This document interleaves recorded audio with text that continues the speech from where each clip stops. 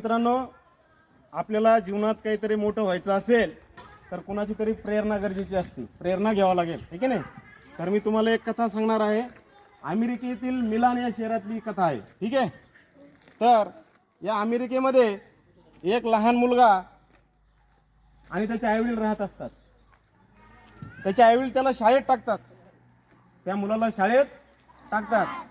परंतु तो मुलगा शिक्षकांनी विचारलेल्या प्रश्नांची उत्तरं देत नव्हता. त्यामुळं त्या शाळेच्या प्रिन्सिपलने एक पत्र लिहिलं त्याच्या आईला आणि ते पत्र घरी पाठवलं. मग ती आई ते पत्र ओपन करून पाहते तर त्या पत्रामध्ये लिहिलेलं होतं, तुमचा मुलगा मतिमंद आहे. काय लिहिलेलं होतं पत्रात? हा शाळेमध्ये आमच्या टिकू शकत नाही, याला काही येत नाही, हा मतिमंद आहे आणि त्याला तुम्ही उद्यापासून शाळेत पाठवू नका, त्याला घरीच ठेवा, असं त्या पत्रात लिहिलं होतं. मग ती आई ते पत्र वाचते आणि तिच्या डोळ्यातून पाणी येते, अश्रू येते आणि रडते ती आई की माझा मुलगा एवढा हुशार आहे, कुशाग्र आहे, पण शिक्षक म्हणतात की हा मतिमंद आहे. मग तो आईला विचारतो, आई आई काय पत्रामध्ये? दुसऱ्या दिवशी शाळेत जाताना आई त्याला शाळेत पाठवत नाही. मग तो म्हणतो, आई त्या चिठ्ठीमध्ये त्या पत्रामध्ये काय आलेलं आहे? तर आई म्हणते, अरे बाळा, तुझ्या शाळेच्या प्रिन्सिपलने अशी माहिती लिहिलेली तुझ्याविषयी की तुमचा मुलगा अति हुशार आहे, कुशाग्र बुद्धिमत्ता आहे, त्याच्यामध्ये इतकं टॅलेंट आहे तर आमच्या शाळेतला एकही शिक्षक त्याला शिकवू शकत नाही, इतका हुशार आहे तुमचा मुलगा. असं कोण सांगतं? कोण सांगतं? आई. त्या मुलाची आई सांगते. आई इथं खोटं बोलते की नाही? मग त्या मुलाला एकदम हुरूप येतं, अरे शिक्षक शिकवू शकत नाही, मग आपल्याला एवढा हुशार आपण आहोत.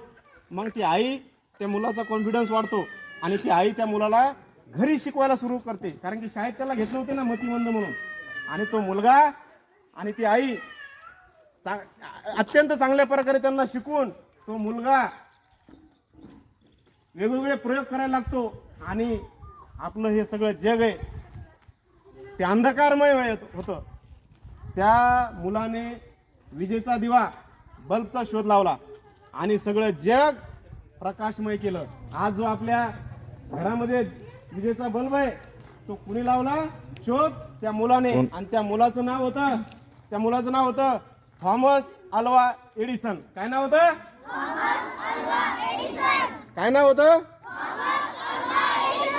बघा, त्या आईनं शाळेने नाकारलेल्या मुलातून एक शास्त्रज्ञ घडवला. तुम्ही तसे मतिमंद आहात का? तुम्ही तर हुशार आहात, तुम्ही तर एडिसन पेक्षाही पुढे जायला पाहिजे की नाही? मग ह्या अशा हुशार कुशाग्र शास्त्रज्ञाचा जन्म 11 फेब्रुवारी 1849 साली अमेरिका शहरातील मिलान या शहरात झाला. अमेरिका देशातल्या. आणि हा विद्यार्थी लहानपणापासूनच प्रयोग वगैरे करायचा आणि त्याने एवढे मोठे शोध लावले. विजेच्या बल्बचा शोध लावला, रेल्वेमध्ये त्यांनी तारा यंत्र शिकून बिना तारी यंत्राचा जे संदेशवहन होईल रेल्वेला त्याचा शोध लावला. असे वेगवेगळे प्रकारचे 1000 प्रकारचे शोध लावले. किती? 1000 पेटंट त्या एडिसनच्या नावावर आहेत, थॉमस अल्वा एडिसनच्या. आणि तो वेगवेगळे प्रयोग करून इतका प्रसिद्ध झाला अमेरिका देशामध्ये, त्याचा गाजावाजा झाला. आणि त्या प्रसिद्धीच्या शिखरावर असताना अमेरिकेने तर विविध पुरस्कार दिलेत, सुवर्ण पदक, मोठे पुरस्कार दिलेत. परंतु इंग्लंड, फ्रान्स या सगळ्या विविध देशांनी त्या एडिसनला पुरस्कार दिले आणि तो इतका प्रसिद्ध झाला, सगळं जग एडिसन आणि सगळं जग प्रकाशमय झालं. आणि त्याच्या आईचं निधन झालं एके दिवशी वयस्कर झाल्यावर. आणि तो त्या आईच्या अंत्यविधीला गेला त्याच्या घरी.